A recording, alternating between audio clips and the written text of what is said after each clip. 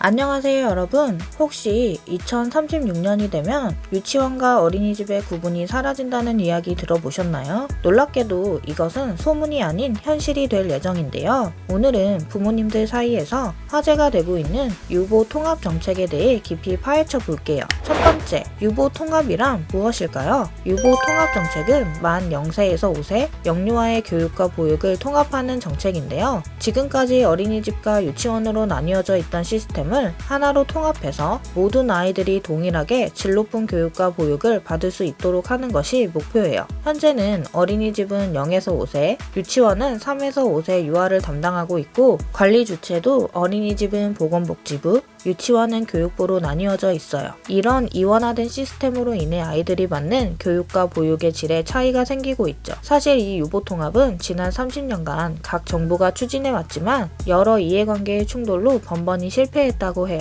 그런데 이번 정부에서 국정과제로 다시 추진하고 있습니다. 유보통합 후 어떤 변화가 생길까요? 첫 번째, 운영체계의 통합입니다. 가장 큰 변화는 유치원과 어린이집의 운영체계가 교육부로 일원화된다는 점이에요. 지금까지는 어린이집은 보건복지부, 유치원은 교육부가 관리했는데 앞으로는 모두 교육부에서 관리하게 됩니다. 이렇게 되면 행정 절차가 간소화되고 효율성이 높아질 것으로 기대돼요. 두 번째, 통합기관의 설립입니다. 정부는 어린이집이나 유치원 어느 한쪽으로 완전히 통합하는 것이 아니라 각 기관의 장점을 살린 0에서 5세형 제3의 유아교육기관을 만들 계획이라고 해요. 기존 어린이집과 유치원에는 통합기관 명칭을 부여하고 최장 10년의 유예기간 동안 통합기관의 기준에 맞추도록 할 예정입니다. 교육부는 2026년부터 통합법을 시행하는 것을 목표로 하고 있어요. 유예기간을 감안하면 늦어도 2036년까지는 전국의 모든 어린이집과 유치원이 통합될 예정이지만 법 제정 시기에 따라 더 늦어질 가능성도 있다고 합니다. 세 번째, 교육과정의 통일입니다. 통합된 교육과정으로 인해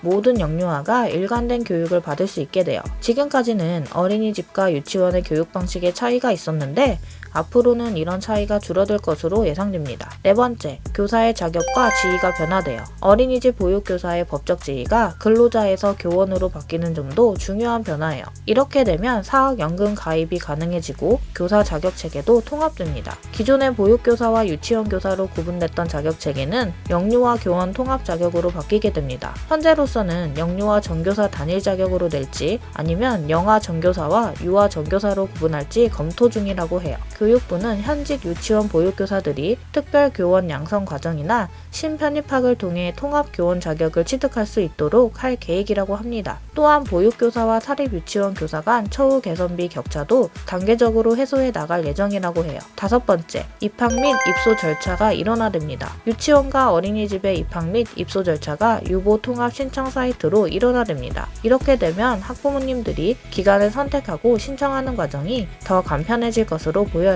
재정 지원이 확대됩니다. 통합된 관리 체계로 인해 재정 지원이 확대되어 학부모님들의 경제적 부담이 줄어들 것으로 기대됩니다. 교육 격차가 해소됩니다. 모든 영유아가 동일한 교육 기회를 가질 수 있게 되면서 교육 격차가 줄어들 것으로 예상돼요. 부모님의 소득이나 지역에 상관없이 모든 아이들이 질 높은 교육과 보육을 받을 수 있게 되는 거죠. 교사 대 영유아 비율이 개선됩니다. 교사 한 명이 담당하는 영유아 수를 줄여서 교육 및 돌봄의 질을 높이려는 계획도 있어요. 영아의 경우 교사 1명당 아이 2명, 유아의 경우 교사 1명당 아이 8명의 비율을 목표로 한다고 해요. 운영 시간이 확대됩니다. 필요한 부모님들은 누구든지 오전 7시 30분부터 오후 7시 30분까지 자녀를 맡길 수 있도록 운영 시간을 확대할 예정이라고 합니다. 설립 주체 제한 및 재산권 요건이 강화됩니다. 앞으로는 국가, 지방자치단체, 법인으로 설립 주체를 한정하고 건물과 토지 소유 등 재산권 요건도 강화할 예정이에요. 다만 기존의 개인이 운영하는 어린이집과 유치원이 많은 점을 고려해서 가정형이나 직장형에는 제한적으로 개인 설립도 허용한다고 해요. 마지막, 유보 통합의 의미와 기대 효과입니다. 유보 통합은 단순히 행정 체계를 바꾸는 게 아니라 우리 아이들이 더 나은 환경에서 성장할 수 있도록 교육과 보육의 질을 높이는 중요한 변화예요. 모든 아이들이 공평한 출발선에서 시작할 수 있도록 교육 격차를 줄이고 부모님들의 부담도 덜어주는 정책이라고 할 수 있습니다. 앞으로 이 정책이 어떻게 구체화되고 실행될지 계속 지켜봐야 할 것 같아요. 이 하나도 머리가 아픈데 또 하나 지켜봐야 할 게 있네요. 확 달라지는 육아 지원 3법. 영유아를 둔 학부모님들 여러분들이 꼭 알아둬야 할 사항에 대해 자세히 설명해 드릴 테니 시청해 보세요.